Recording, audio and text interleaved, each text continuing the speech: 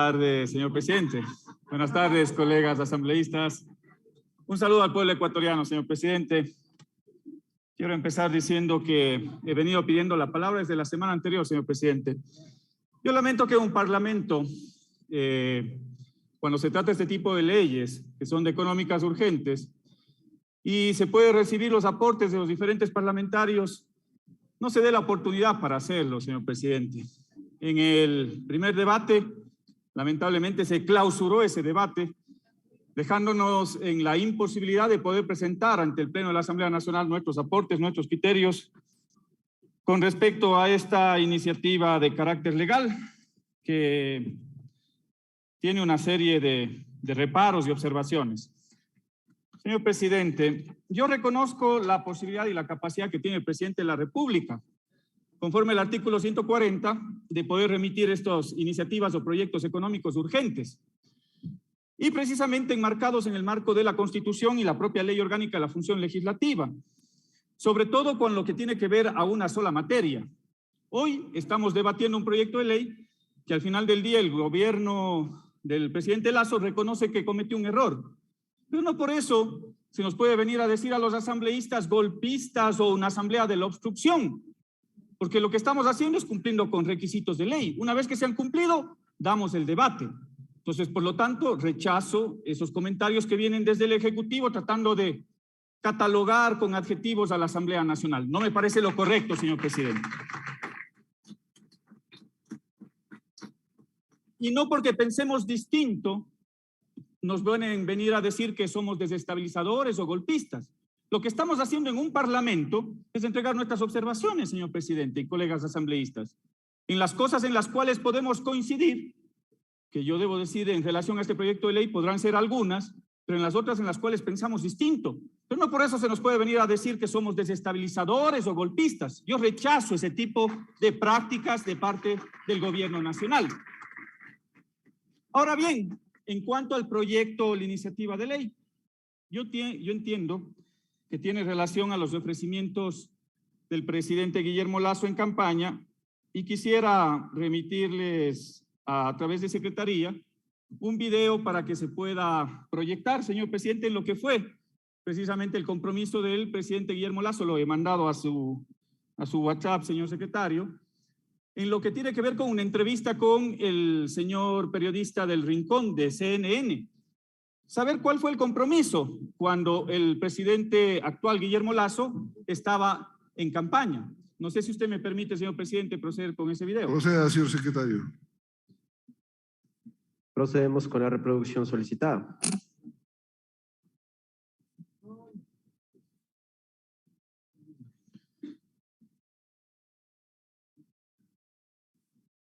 Si es que se me descuente ese tiempo, señor presidente, hasta que se ubique ese video, por favor. No hay problema, no hay problema, señor. Nuestro proyecto de reforma tributaria que lo presentaremos en la noche del primer día de gobierno no tiene por objetivo incrementar impuestos, todo lo contrario. Hay, por ejemplo, un impuesto del 2% sobre las ventas de los microempresarios que tenemos que eliminarlo, porque no puede haber impuesto a las ventas. El impuesto es a la renta, no a la venta. Si ganas, pagas. Si no ganas, no pagas. 25 segundos totalmente. Primero lo que plantea al presidente cuando al presidente no voy a subir impuestos. Ese fue el compromiso. Y lo segundo, plantea la eliminación del 2% a los microempresarios. Hay otro elemento adicional. Dice que lo va a hacer en la noche siguiente cuando haya asumido la presidencia de la República. De lo que veo en este proyecto de ley, nada de lo que está planteando el hoy presidente de la República se plantea en este proyecto de ley. Primera observación que tengo al Pleno de la Asamblea Nacional. Una cosa ha sido con violín y otra cosa ha sido con guitarra, señor presidente, y eso se devela a través de este video. Ahora bien, yo entiendo que este proyecto de ley plantea reformas a 20 cuerpos normativos. Los objetivos pueden ser loables: la reactivación económica, fomentar la inversión extranjera, el crecimiento de las exportaciones, la sostenibilidad fiscal. Sin duda son objetivos loables. Yo puedo decir que no todo es malo. Yo puedo decir que, en términos siendo generosos, el 60% de ese proyecto de ley se podría readecuar, se podría redactar mejor. El otro 40% hay que desecharlo.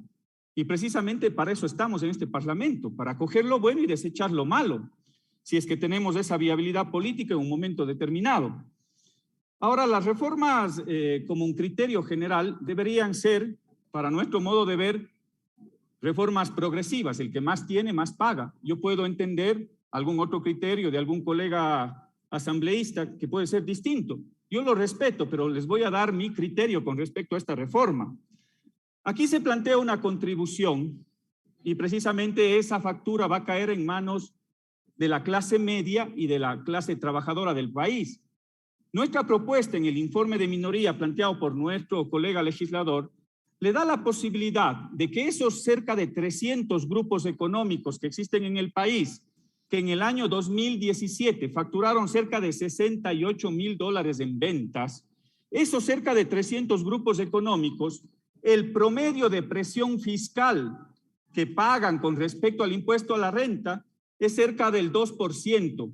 La mitad de esos grupos económicos, de los más grandes, el promedio es del 1.8% de presión fiscal, 1.8%, y el resto está en 2.6%. Nuestro planteamiento como bancada de la Revolución Ciudadana va en el sentido de poder estandarizar, pues, cuando se plantea que los microempresarios puedan pagar hasta el 2% de impuesto a la renta, ¿por qué los grandes no?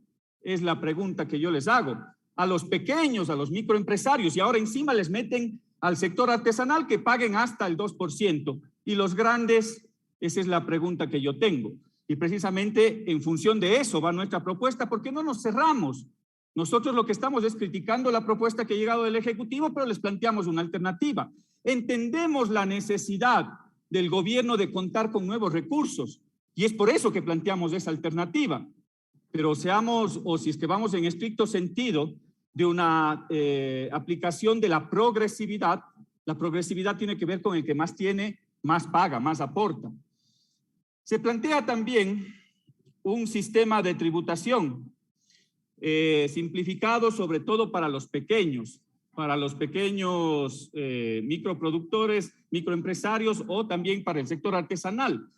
Déjenme decirle que la ciudadanía en un momento determinado no entiende si es que ese impuesto va a ser sobre un determinado factor, si es directamente sobre las ventas. En este caso se está planteando nuevamente un impuesto sobre la venta.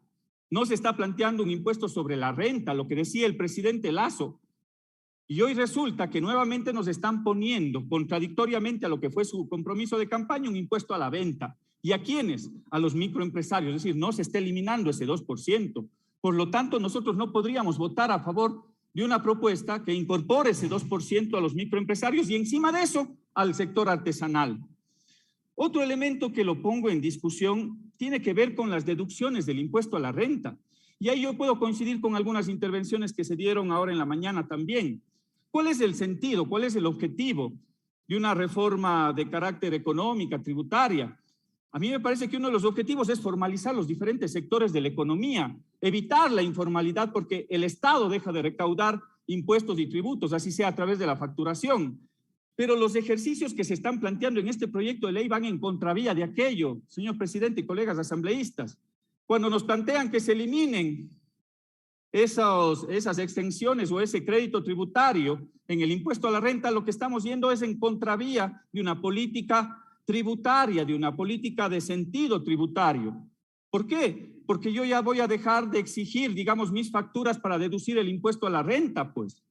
Entonces, el ejercicio que se está planteando es contrario. Cuando se plantea también ese impuesto a los microempresarios, nos están planteando la posibilidad de que se pague un impuesto sobre la venta del cerca del 2%, del 1 al 2%. ¿Qué es lo que van a hacer los microempresarios? Evitar dar factura, pues, para no pagar ese 1 o ese 2%. Entonces, es un contrasentido, es torpe en términos tributarios, de cultura tributaria lo que se está planteando. Les dejo esa reflexión en el escenario. Otros temas adicionales, y con esto quizás termino, tiene que ver con los conflictos de intereses. Por un lado, dice, se quiere recaudar más, pero por otro lado, a otros sectores económicos están dejando de cobrarles impuestos y tributos. Entonces, no se entiende esa doble vía, señor presidente. Y les pongo algunos ejemplos.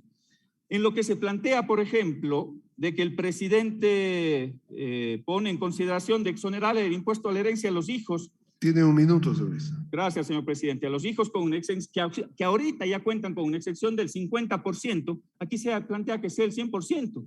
Y aquí ya hay un conflicto de interés. Todos conocemos que el presidente Lasso tiene un patrimonio, pues. Y sobre ese patrimonio, si es que se elimina ese impuesto a la herencia, lo que se está es dejando de cobrar de cerca de 6 millones de dólares en función de lo declarado, pues. Entonces hay un conflicto de interés. El otro tema que plantea la regularización de los dineros en el exterior, incluso en guaridas fiscales. Creo que todos hemos visto lo que ha sucedido en estas últimas semanas. Y precisamente quienes tienen esos patrimonios en guaridas fiscales son los que hoy están planteando este tipo de reformas. Entonces me parece que ven contravía. Hay otros temas que hay que debatirlo, lo que está pasando con Galápagos, señor presidente. Ahí lo que se plantea es la renovación automática de esas concesiones que tienen a nivel turístico por los próximos 20 años. Entonces, a mí me parece que hay que tener una serie de análisis mucho más profundos. O cuando se plantea, por ejemplo, el artículo 34 de la Ley de Telecomunicaciones que se elimine. ¿Qué es lo que estamos logrando con esto? Este artículo 34 lo que establece es un pago del 0.5 hasta el 9% de los ingresos a las grandes operadoras de telefonía celular. ¿A quiénes estamos evitando cobrar impuestos? Precisamente a Claro, a Movistar. Ese es el sentido de esta reforma. O cuando se plantea, por ejemplo, la eliminación de los 18 centavos por cada 100 gramos de azúcar en las bebidas gaseosas. Eso va en contrasentido no solo en el orden tributario, sino también en el orden de la salud pública. Revisemos lo que establece la Organización Mundial de la Salud, lo que establece la Organización Panamericana de la Salud.